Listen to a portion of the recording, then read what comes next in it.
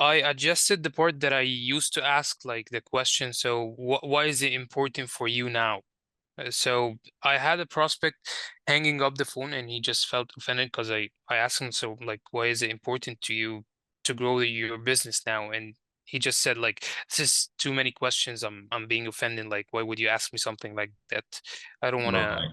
Okay. continue talking to you. And then it just, I said, okay.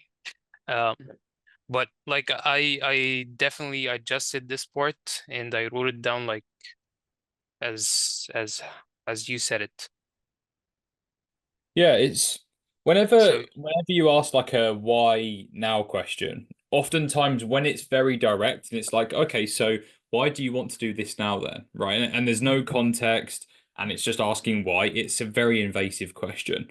Right? Think about therapists. They are the people that ask often the why questions. We're kind of doing that, but we want to do it in a way where it doesn't feel like we're trying to invade. It's like for the prospect, it needs to feel like, oh, that made sense to me why they asked that. I can see why they did that.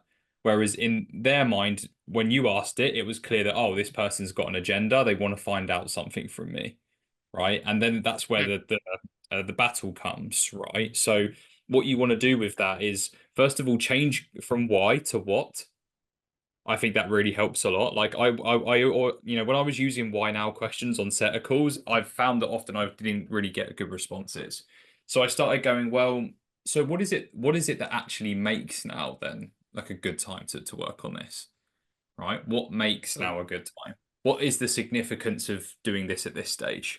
And like always, what I'd recommend is as you go through like some of my calls and um and like other people's scripts, some of the stuff that I've wrote out as well, always create synonyms for questions, right? So like create the same question of like what makes now the right time, create five different questions that mean the exact same thing, but they sound different, right? That helps you just sound really different as a salesperson. I used to do it when I was at seventh level. I used to write down like three or four different questions for each part of the script. So then I always knew how to pivot or how to personalize some and of my questions to people as yeah, well. and how would you choose which one of those to go with? I think it depends like on the type of conversation you have, right? If you speak to a business owner, then using like smarter type of words, sophisticated type of terms is going to be more effective. But if you're speaking to a guy that's like coming out of a 9 to 5, in construction or something like that, then you want to sound very, very simple. All right, cool. We're like, well, what is it that makes now like a good time then? You can kind of be a bit more direct with that type of person. Whereas for a business owner, it's like, well, what is it that is actually significant about now being the time to generate more revenue in your business?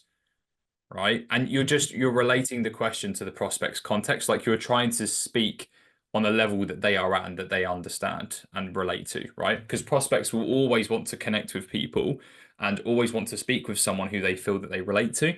If they feel like there is, a disparity in how, they relate to somebody else, then they're a bit more shut off. And they're like, they don't feel that there's any relation. The guard is always up. And then asking any question, they're like, no, I'm not interested in that. Or they've just scurry around it or not be direct or honest with you. So yeah, it's just always like the main thing with appointment setting, and I think just with sales in general, is like reading the room. Look at the like And understand the prospect. Like who is it that I'm matching the actually energy. speaking with? Yeah, exactly.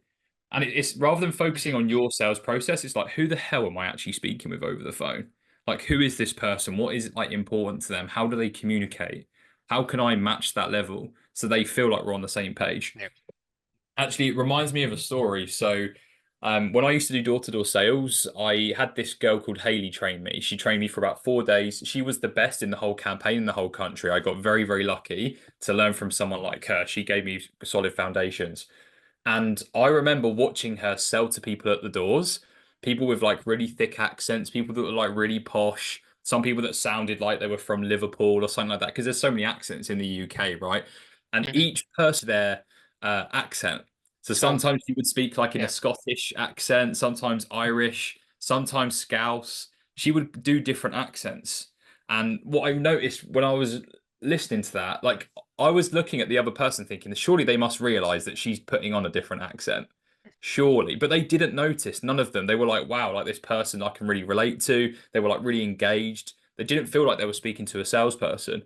And I could just see on their faces how connected they felt with Haley. And I couldn't believe it. I thought, surely look, with her copying different accents, it's going to look strange to the other person, but it just didn't. And what I realized is when I asked Haley after she came out the doors, I was like, why did you keep doing like five different accents? That was really weird.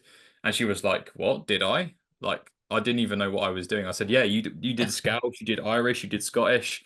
And then she was like, oh, I don't even know. I just sometimes I just match to the prospect and I meet them where they're at. And I'm like, that's actually so powerful. It's something Yeah. that like I never really used to do that, but I think with the way I used to communicate with men and women at the door was like so different. With women, I'd be a little bit more softer, I'd be more empathetic. With men, I'd be a little bit more like, right, here's the crack, mate. Here's what it's all about. Let's not mess around. Right. So you kind of change the way Yeah. you communicate to men and women. It's just reading the room, and I learned that from door to door.